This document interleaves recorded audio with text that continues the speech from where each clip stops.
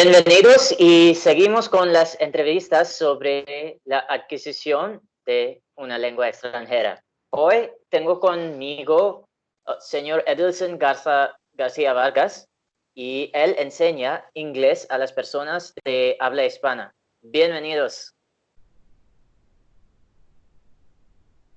Pues, señor Edilson, ¿te puedes presentar, por favor, y decirnos de dónde eres, cómo decidiste enseñar lenguas extranjeras?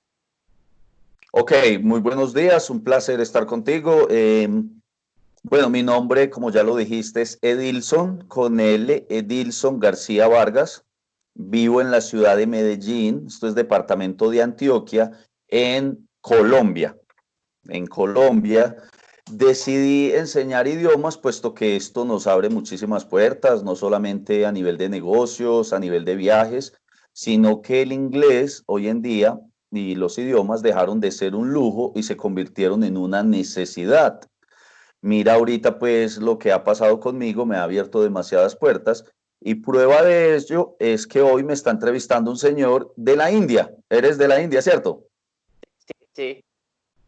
Y eres hindú, entonces esto te abre muchísimas puertas a muchos niveles. Entonces, la importancia de que otros lo sepan, y sé que Colombia está en un nivel bajo de bilingüismo, entonces es querer ayudarle a otras personas con aquello que yo pude ya aprender. Imagino que ahí en Colombia, en los colegios, enseñan inglés como un idioma, pero se ve que no hay buenos resultados. Muchos alumnos al graduarse no pueden comunicarse bien en inglés. Entonces, ¿crees que el sistema educativo está fallándonos o qué está pasando?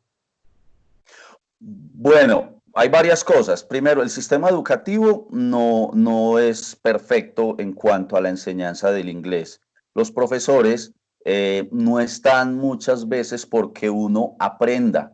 Muchas veces están pensando en otras cosas. Sus metodologías fallan, no tienen la mejor metodología para que uno pueda aprender un idioma. Y por otro lado, también estamos los alumnos. Los alumnos somos, y me incluyo, muy mediocres. Cuando estamos en el colegio, lo único que queremos es graduarnos, pasar el año a como dé lugar. No importa si aprendimos o no aprendimos, por lo menos en los colegios populares, en los colegios públicos. Nosotros estamos pensando es en cómo nos graduamos, sin importar de qué forma lo hicimos, ¿cierto? Y por tercero está el contexto de un salón, un aula, 30, 40 alumnos, donde a uno le da pena preguntar, hay bullying, te van a gozar, se van a reír de tu pregunta. Quizás lo que para ti es una pregunta complicada, para otro es algo muy obvio y entonces te van a reír de tu pregunta y todo esto. Entonces esos tres factores hacen que uno salga del colegio sin saber absolutamente nada. De hecho, yo salí del colegio sin saber siquiera qué era el verbo to be. Entonces, son esos tres factores los que influyen en que uno no sea bilingüe o que uno salga con un nivel muy precario del colegio. En una conversación que tenía con un profesor de México, él me dijo que varias veces los profesores sienten que deben seguir el currículum y si no lo hacen, los van a correr. ¿Crees que esto puede ser un factor? Pues sí, también puede ser, ellos les exigen que sigan una línea determinada de enseñanza, ¿cierto? Pero quien la diseñó, no es realmente una persona idónea que está pensando en lo que los jóvenes realmente necesitan, ¿cierto? De hecho, debemos aprovechar todas esas ventajas de lo que nos exigen ellos, pero no quiere decir que por el hecho de que ellos nos lo enseñen de esta forma sea lo mejor y nosotros lo vamos a recibir de esa misma forma. Hablo pues de nosotros cuando estamos jóvenes. Obviamente cuando estamos ya señores adultos aprovechamos ciertas ventajas de capacidad de razonamiento, de conceptualización y todo esto, pero cuando estamos jóvenes esto es más complicado, simplemente estamos en un ambiente juvenil donde nos enseñan una cosa de una forma, pero nosotros la vemos de otra. Has hablado un poco sobre la actitud que tienen los jóvenes cuando ellos aprenden un idioma extranjero. Creo que a la edad de 14 o 15 o menos, uno no se da cuenta de la importancia de aprender un idioma extranjero. Pues yo hablo por mi caso. Yo comencé a aprender español cuando tenía 21 años. Estaba en el último año de mi carrera y primero lo aprendí por gusto, pero luego me di cuenta de su importancia económica, ¿no? Y quiero saber si es este pensamiento, esta motivación de la importancia económica que tiene el conocimiento de un idioma puede servir como inspiración para aprender dicho idioma. Bueno, pues usted aprendió a los 21, yo aprendí a los 36. Imagínate. Cuando estamos jóvenes, tú lo has dicho, no somos conscientes de la importancia de aprender otro idioma. Lo vemos más como un lujo porque decimos X o Y cosa en inglés o en otro idioma, o porque creemos saber lo que dice un disco, el cual un tema americano. Por ejemplo, aquí en Colombia estamos muy ligados a la parte esta de Estados Unidos, los discos en inglés. Entonces, el poder descrestar ante los demás y decir este título dice tal cosa o yo sé pronunciar esto, es más que todo pues como de poder estar más que los demás y simplemente no vemos la real importancia que es aprender un idioma. Aprender un idioma es algo súper genial, te abre unas puertas increíbles, ves el mundo de otra forma, casi todo viene hoy en día en inglés, es el idioma universal. Entonces, no vemos la importancia cuando estamos jóvenes. De hecho, tú lo viste cuando tenías 21 años y yo lo vi a los 36. Yo aprendí ya viejo, que eso es otra cosa. Aprender de adulto sí se puede. Obviamente es más complicado, pero sí se puede. Uh-huh. ¿Y cuál es la mentalidad que un alumno debe tener a la hora de aprender un idioma extranjero? Me recuerdo cuando yo estaba yendo a esas clases donde enseñaban el español, yo tenía la mentalidad de un principiante bastante ambicioso, ¿no? Quería aprender todo ya, cuando no podía entender lo que cantaba en las canciones, estaba muy frustrado. Hasta nivel B1 o B2 no entendía ni las noticias. Entonces, ¿cómo podemos vencer esta ambición de saber todo lo más pronto posible que sea? Bueno, es muy importante vencer la ambición porque nosotros queremos aprender todo de una. Empezamos muy animados porque vemos que hay cositas que son sencillas, ¿cierto? Cuando estamos en nivel básico, cuando empezamos con el inglés y empezamos con los verbos y empezamos con los sustantivos y que es un adjetivo y empezamos a formar oraciones simples, creemos que es muy sencillo, pero entonces lo que tú dices se nos va complicando y ahí es donde empezamos a tener frustración porque decimos, wow, pero ¿cómo así que yo aprendo todo esto y enseguida hay algo que se llama contracciones y es como aprender otra vez las palabras otra vez porque se pronuncian diferente, contraen todo y entonces no sé cuándo me están diciendo una cosa y cuándo la otra y mira que en el idioma inglés tienden a contraer todo. Entonces empezamos con las Ya. frustraciones, no soy capaz, no puedo.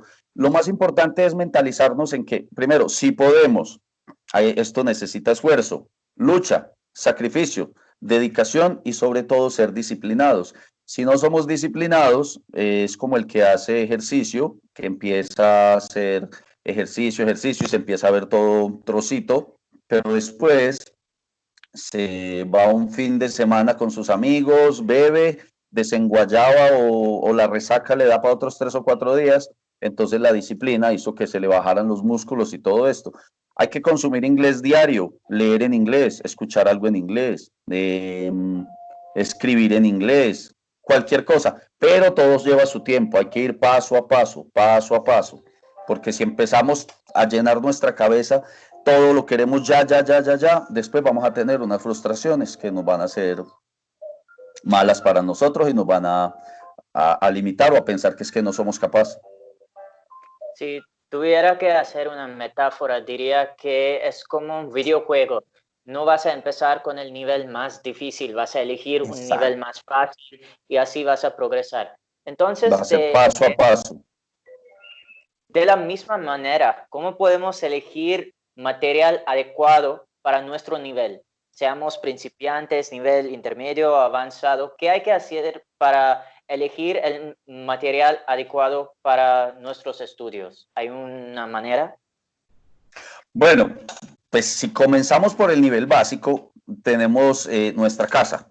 Por ejemplo, las cosas básicas de la casa, como se dicen en inglés. Recuerda que cuando vamos a aprender un idioma, es coger todo lo que sabemos decir en nuestro idioma y pasarlo a otro idioma. Entonces Correcto. nos vamos a quedar muchas veces cortos en vocabulario. Entonces comencemos por lo básico, nuestra casa. En el caso mío, te voy a contar en el caso mío, yo cogí una hoja de cartulina, la partí en pedacitos y marqué toda mi casa en inglés. Todas las cosas y los objetos que habían en mi casa los marqué en inglés y entre paréntesis le colocaba la pronunciación. Entonces cada que pasaba por el mueble ya sabía cómo se decía, por el televisor, por la cuchara, el cuchillo, el tenedor, la mesa, la silla. Y eran cosas básicas, pero es vocabulario básico que yo sé que después lo iba a ampliar más, ¿cierto? Empezaba a ver películas para el oído, empezaba a ver películas en inglés con subtítulos y a medida que ya las iba sabiendo, les iba quitando los subtítulos. Obviamente una película que yo ya me supiera, que me gustara mucho y que sé después los diálogos, esos mismos diálogos ya me los iba a saber en inglés. Coloqué mi celular en inglés, ¿cierto? Y empecé con cosas básicas como saludos, despedidas, como atender a una persona y hacer oraciones simples. Entonces es comenzar por eso, es comenzar por lo básico, porque después ya vamos a llegar a lo complicado.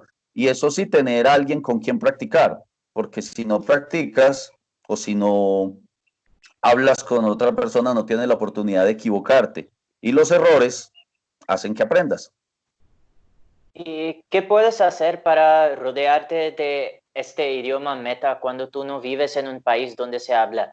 Yo cuando estaba aprendiendo el español, trabajaba en un centro de llamadas por más de un año. Uh Entonces, -huh. cada día estaba hablando en español y de esta manera aprendí muchas cosas que no estaban enseñando en mi clase. Por ejemplo, aprendí la diferencia entre las palabras conducir y manejar. Conducir es para España y manejar es para América Latina.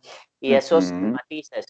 Cuando uno no vive en un país donde se habla el idioma, ¿cuál es la mejor manera de rodearte de este idioma? Bueno, en el caso particular mío, yo era vigilante, washman, hasta hace poco, ¿cierto? No sé cómo le digan en tu país, vigilante. Uh -huh. Ok, Watchman, ya, de entonces, seguridad, ¿verdad? ajá, sí, guarda de seguridad, washman. Entonces, eso era uno de los problemas más grandes a la hora de aprender el idioma, porque yo decía, bueno, ¿y con quién practico? En mi casa a nadie le gusta, dicen que es muy difícil, no entienden, no tengo amigos que les guste, y si voy donde un amigo que sepa menos que yo o que crea saberlo, lo que va a crear en mí es confusiones. Entonces, gracias a Dios están las herramientas virtuales, está el Internet, están las partes donde uno se conecta con otras personas y ellos quieren aprender español y uno quiere aprender inglés.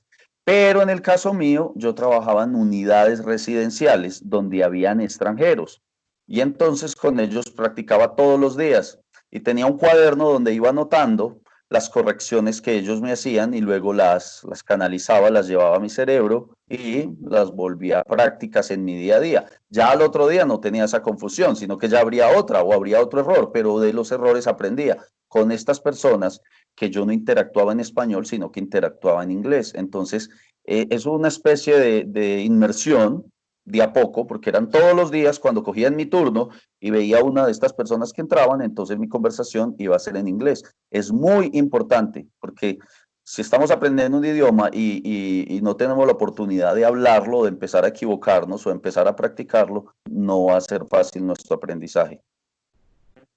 Ahora voy a tocar un tema muy importante.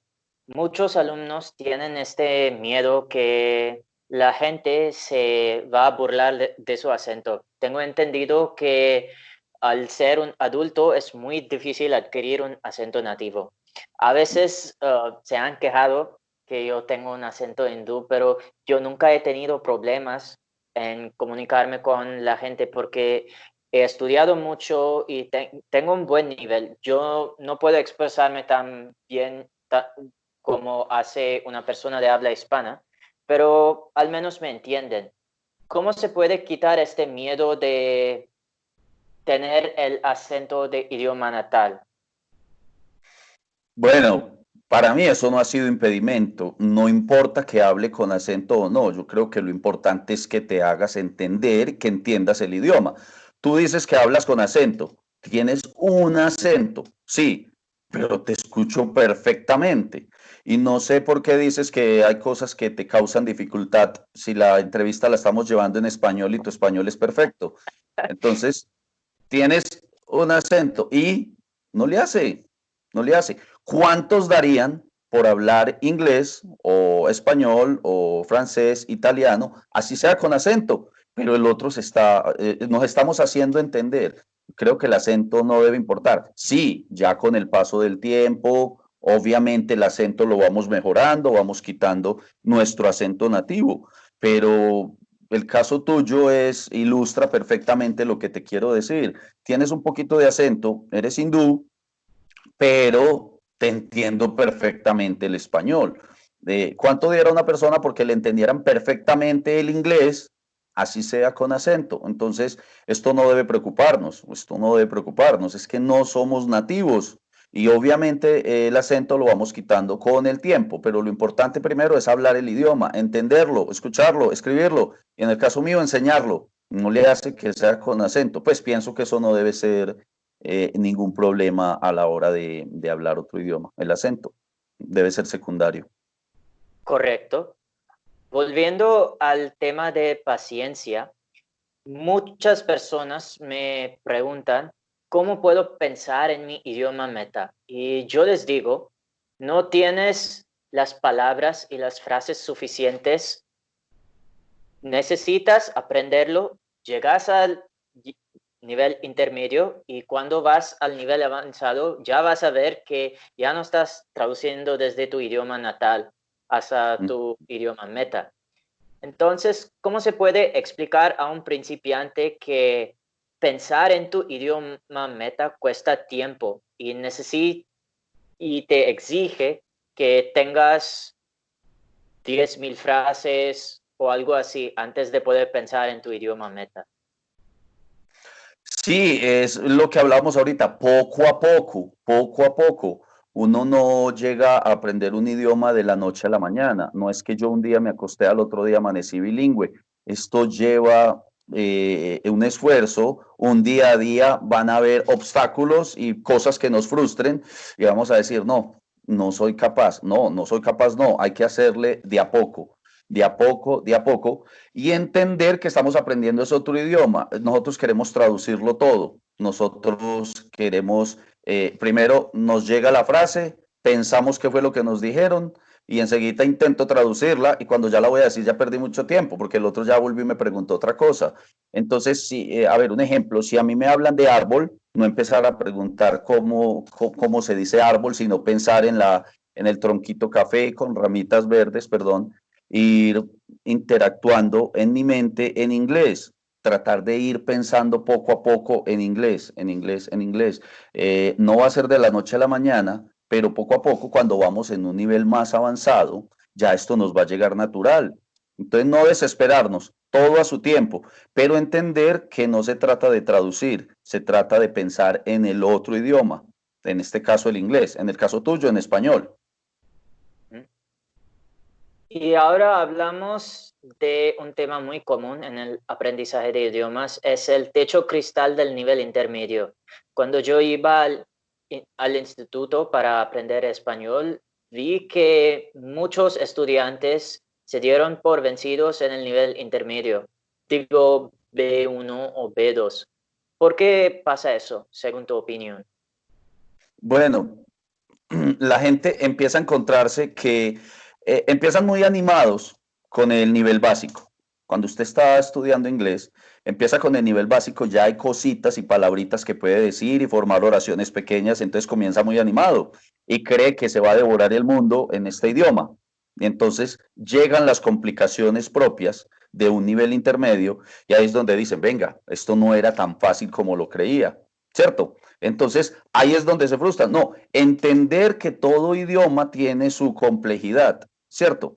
Y entender que tiene sus propias reglas, sus propias bases, sus propias formas de hablarlo y que estamos entendiendo es otro idioma. Entonces, al comprender usted que este idioma tiene sus propias complejidades como las tiene el español, entonces ahí vamos a animarnos y a darnos cuenta de que sí se puede. Yo creo que más difícil que aprender el español no hay, y sin embargo tú hablas español y encontraste unas cosas que te frustraban mucho, los miles de sinónimos, las miles de frases, las miles de Subjuntivo, más que composiciones. Exacto, el subjuntivo, tantas cosas, entonces esas cosas ya te iban a frustrar un poquito porque dijiste, venga, no, el español yo lo veía muy fácil, pero mire esto, no, hay que entender que cada idioma tiene sus complejidades, pero hay que irlas cogiendo paso a paso. En el nivel básico estabas muy animado, en el nivel intermedio van a haber sus propias complejidades. Trátalo como eso, complejidades del nivel intermedio. absolutamente. Ahora vamos a hablar un poco sobre las técnicas que hay, porque hay muchas maneras de adquirir un idioma. Lo que yo hago en este momento para seguir avanzando en mi español es yo veo telenovelas en Netflix y me doy cuenta que aunque tengo C1, hay un montón de palabras que no entiendo cuando yo pongo los subtítulos y, por ejemplo, entendí que dicen llanto en América Latina y en España dice rueda. Hay muchas frases que son, oh, como te digo, hay frases que no se conoce fuera de México, por ejemplo, estas telenovelas. Sinónimos. Tienes Yeah, muchos sinónimos. Y no es lo mismo usted escuchar a una persona, a un mexicano, porque es eso, es el idioma neutral. Usted aprende un español neutro, lo mismo pasa con nosotros, aprendemos un inglés neutro, pero obviamente si nos vamos a una parte de Nueva York, va a ser diferente al idioma que hablan, al mismo inglés, pero que hablan en Illinois, o que hablan en Mississippi, o que hablan en California, claro. dentro del mismo país. Ahora nosotros cogemos el inglés americano, pero nos vamos y encontramos que el inglés británico es totalmente diferente y que hay cosas que no las entendemos. ¿What? Nosotros, ¿pero qué pasó aquí? Entonces eso mismo le pasa a usted. Usted aprende el español de España, pero vienes a México y te están hablando totalmente diferente. Si vienes aquí a Colombia, y eso que dependiendo la región, no vas a entender nada. Si tú vienes aquí a Medellín y me preguntas, ¿dónde está tu mujer? Yo le digo, es la que está aquí detrás de mí. Pero vas a la costa y le preguntas a un costeño, ¿dónde está tu mujer? Le dice, la que está aquí atrás. Entonces tú no entendiste nada. Entendiste taque, taque, taque, taque, ¿qué? Eso mismo nos va a pasar. Es entender que cuando entendemos el idioma neutro, después vamos a empezar a ramificar sus diferencias dependiendo las zonas, dependiendo el país y dependiendo inclusive las ciudades de cada país. Lo mismo te va a pasar aquí en Colombia y lo mismo te va a pasar si vas a Chile. Yo por lo menos me cuesta trabajo, yo que hablo español, me cuesta trabajo entender a los chilenos. Hablan completamente rápido, enredado, y si le metemos los modismos propios de cada país, no vamos a entender nada. Por ejemplo, aquí si yo me pongo a hablarle como habla un paisa, de aquí así se le denomina a las personas de Medellín, no me vas a entender nada y estoy hablando en español. Claro, claro. Y vamos un poco Y vamos a hablar un poco sobre los métodos para cada nivel. ¿Cuáles son las estrategias para alguien en el nivel principiante, para alguien en nivel intermedio y para alguien en nivel avanzado? Bueno, en nivel principiante yo trato de hacer todo unos métodos muy básicos como juegos. Por ejemplo, cuando enseño el abecedario creo una historia de las letras para poder que se las graben, porque no se empiezan A, B, C, D, E. pero a nosotros no nos van a hablar primero con A, luego con B, luego con C, luego con D. No, entonces yo creo una historia con todas las letras y la gente le queda facilísimo. Primero hago una historia con las 5 vocales y después hago una letra, una historia con las vocales que tienen 2, luego las que tienen 3, como suenan, luego las que tienen 4 y luego unas que se pronuncian dependiendo la lengua donde la pongas o no. Entonces la historia le queda a todo el mundo clara. Así hago con todo en el nivel básico, tanto para las vocales, tanto para los verbos, todo esto. Ya cuando llegamos a enseñar, por ejemplo, lo que es presente, los tiempos, ¿cierto? Presente, pasado, participio, también tengo historias para eso y saco los puntos en común que tienen, por ejemplo, el aprender los verbos frasales, ¿cierto? O para aprender los verbos irregulares. Esos tienen unas terminaciones determinadas. ¿Cierto? Entonces, dependiendo sus terminaciones de estos verbos, los hago por grupos, ¿cierto? Y ya para el nivel avanzado sí le meto un poquito más de seriedad porque ahí ya la cosa cambia. Ahí ya el método varía y ya es más conversacional y siempre con mis alumnos tengo la interacción de los medios digitales y donde todo tiene que ser en inglés y donde ya vamos a mirar es en qué está fallando referente a lo que aprendió en, inglés, en nivel básico, nivel intermedio, ahora ya vamos a practicar y todo se resume más es a escrito y a habla, a la parte oral, donde ahí ya nos vamos a enfrentar al mundo y no vamos a poder tener un libro ni una notica para estar mirando, sino que aquí ya tocó es simplemente qué aprendió, qué no aprendió y vamos a pulir lo que falta. ¿Estás familiarizado con el concepto de TPR? Es Total Physical Response. Es una manera de enseñar idiomas a través de cuentos y a través de gestos. Para principiantes creo que funciona muy bien, ¿no? En vez de traducir frases de tu idioma natal a tu idioma meta, lo que la maestra hace gestos o señales y habla muy despacio y no exige al alumno que hable, que solamente entienda es suficiente. Sí, es un método, inclusive yo aplicaba a mí mismo, lo aplicaba todos los días, formaba una historia con un perrito y este perrito hacía 10 cosas en el día y eran 10 verbos o 10 cosas o 10 acciones que yo me iba a grabar con el perrito. Cuando ya tenía interiorizadas esas 10 cosas y ya las tenía grabadas en el otro idioma, entonces a los 2 o 3 días ya le sumaba más acciones a lo que hacía este perro. ¿Cierto? Ya me cansaba de hacer cosas con el perro, entonces creaba una historia con mi papá. Mi papá se levanta, mi papá camina, mi papá sube, mi papá. Entonces ya sabía que mi papá estaba en el top de la montaña.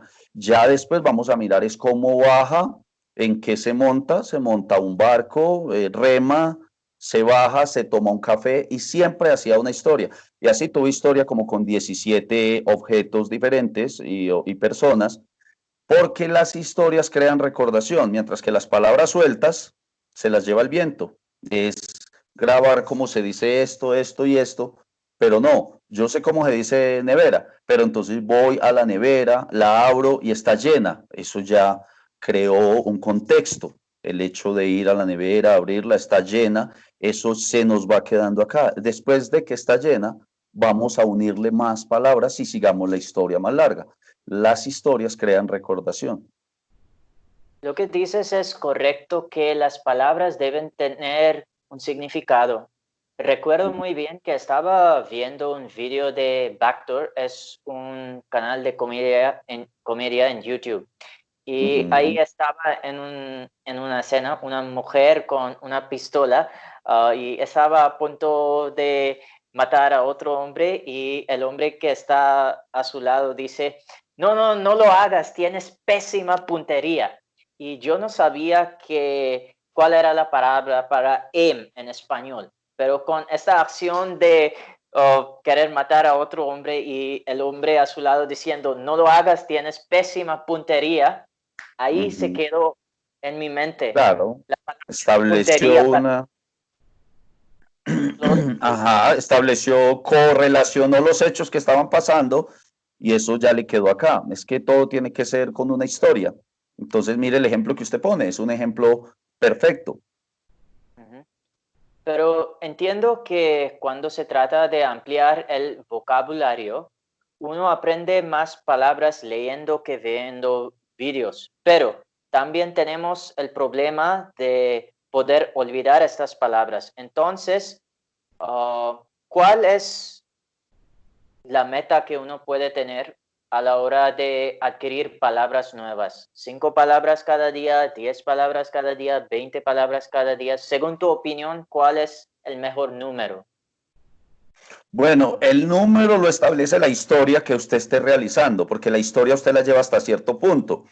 Si el perrito salió, corrió, luego caminó, dobló a la esquina, luego le ladró a otro perro, usted ya está familiarizando con correr, caminar, doblar, ladrar, ¿cierto? Es la misma historia con el perro, pero hasta qué punto llevo la historia es el número de palabras que yo voy a ser capaz de grabarme. No, hasta aquí, porque es que ya llevo muchas palabras, ya llevo 12 palabras. Entonces, doblar, correr, ladrar, se sentó, caminó, le cogí la tradilla, lo alé, en fin, etcétera. Entonces, el límite de palabras lo pones tú, hasta dónde llevas la historia.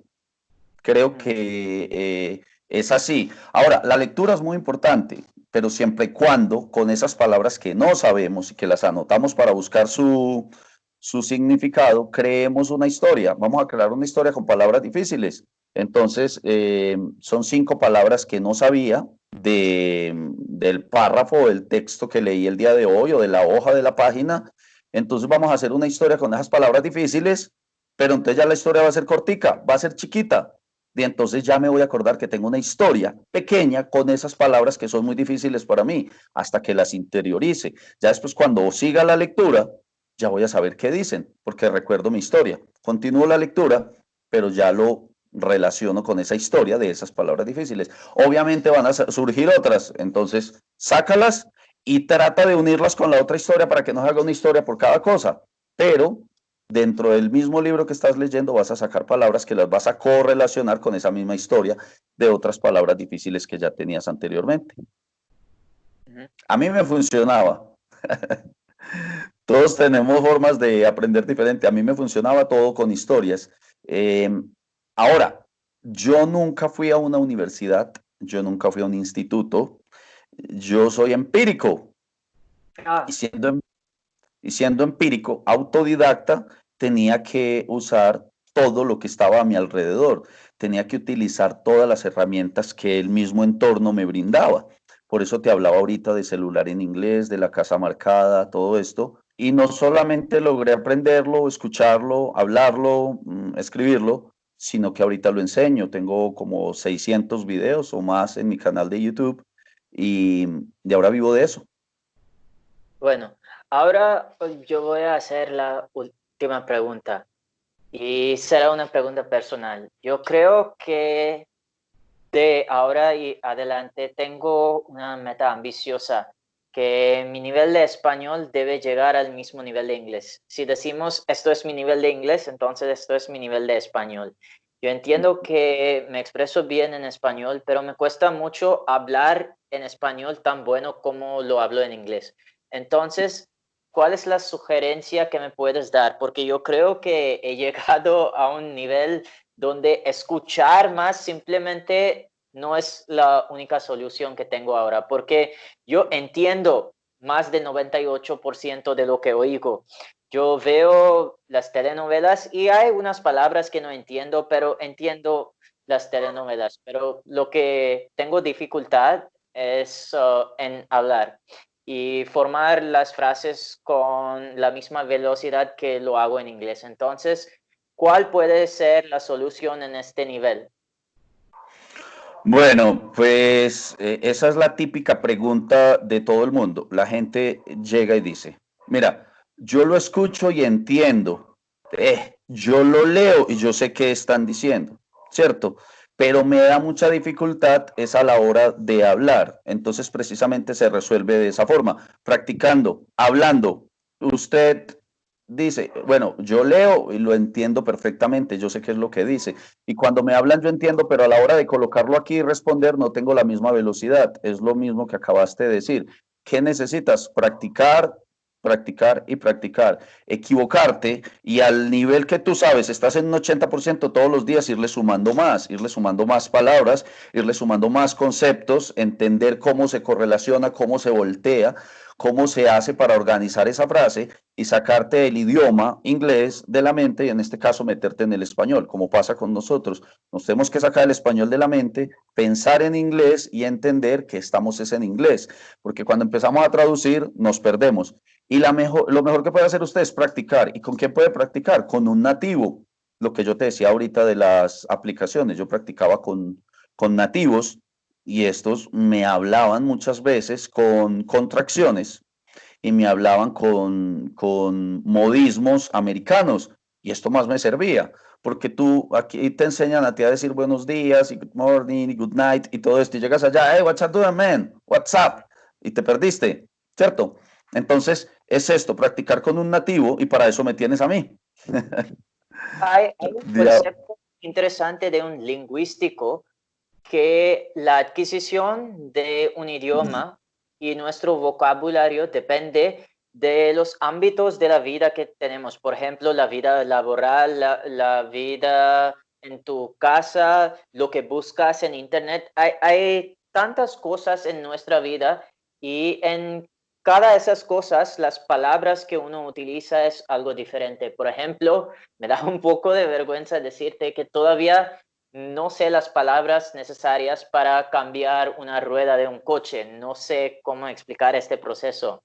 Entonces, hay ciertas cosas y en estas ciertas cosas hay ciertas palabras. Entonces, yo pienso que a veces solamente hablar cara a cara con una persona va a resultar en una conversación muy limitada, ¿no crees?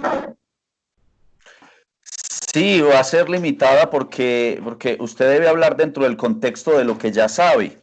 Un aprendiz no puede llegar a querer tener una conversación con un doctor o hablar de cosas técnicas o hablar de cosas como, por ejemplo, una llanta. Él va a hablar de las cosas normales, ¿cierto? Pero todo eso va paulatinamente, poco a poco. Es el entorno en el que estamos de lo que vamos a hablar. Pero si tú vas a donde un doctor tienes un nivel de inglés un poco limitado, estás en básico intermedio y quieres hablar de cómo colocarle una inyección a la señora ya que tiene una bronquitis o tiene un problema renal y entonces como se dice bronquitis y renal, inyección y problema, entonces ahí está realmente la dificultad de que debemos hablar en el entorno hasta el nivel que nosotros vamos. Si ya estamos en un nivel más avanzado, entonces ya le vamos metiendo cosas técnicas cómo cambiar una llanta. Tú te expresas conmigo de muchas formas y yo te estoy entendiendo, pero mira lo que me acabas de decir. ¿Cómo explico el proceso para cambiar una llanta? Todavía no has llegado allá. Eso se aprende paulatinamente. La misma necesidad te va a ir haciendo que tú comprendas esas palabras que necesitas para explicar cómo se cambia una llanta. Lo mismo si yo voy a trabajar en un entorno laboral de construcción, ¿cierto? Entonces debo adecuarme a ese entorno de las palabras de la construcción como tal. ¿Qué voy a necesitar acá y qué palabras nuevas debo aprender para poder hacerme entender con mi entorno?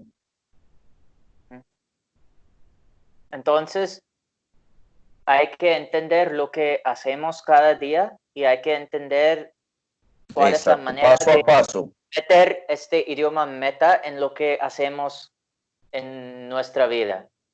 Claro, y eso hará que llegues y todos los días vayas subiendo. Tú estás aquí en español, en inglés, necesitas subir el español y todos los días le vas metiendo cositas nuevas. Esos conceptos que aprendiste al cambiar la llanta o al trabajar construcción hace que esto vaya subiendo, porque después esas mismas palabras las puedes utilizar para otras cosas. Usted sabe que en español usted dice cambiar y es cambiar para todo. Usted dice romper y es romper para todo, ¿cierto? En inglés ya hay variaciones y están más específicas las cosas. Usted dice bajar, pero dependiendo que baje. Bajar corriendo, bajar caminando, bajar rodando, bajar resbalando. En inglés es diferente.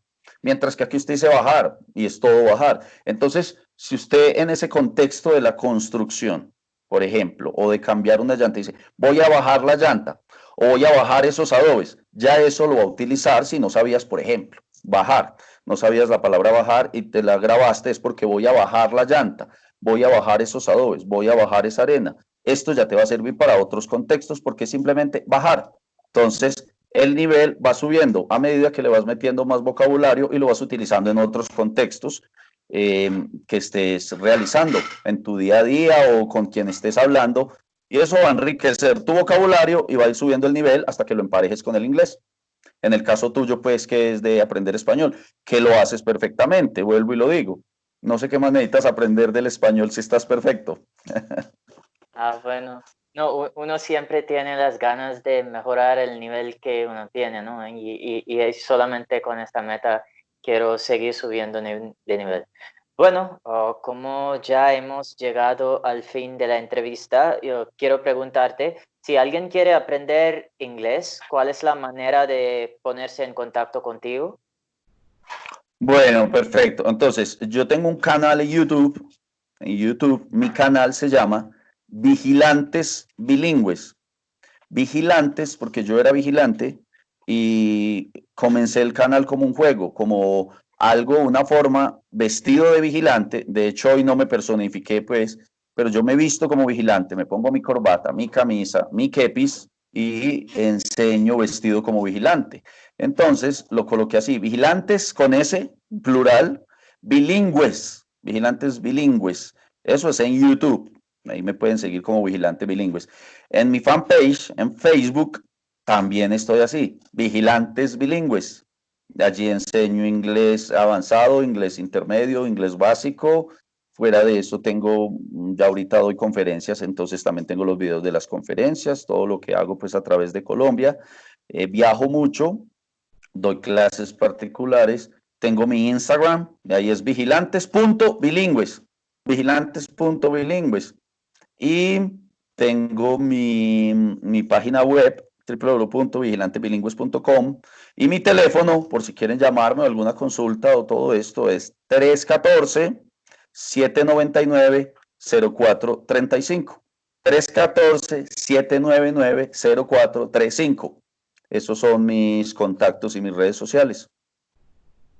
Bueno, te agradezco un montón para compartir tu tiempo y yo creo que yo he aprendido muchas cosas de ti y estoy seguro que los que han visto este video también han aprendido muchas cosas de ti y espero que podamos colaborar en el futuro. Listo, no, muchísimas gracias a ti por tenerme en cuenta, por la entrevista, por pensar en los demás, porque en los conceptos que tú has expuesto y lo que yo he dicho, seguro muchas personas se van a animar o van a decir, ve, qué rico, qué chévere, y que los oyentes y los televidentes entiendan que sí se puede.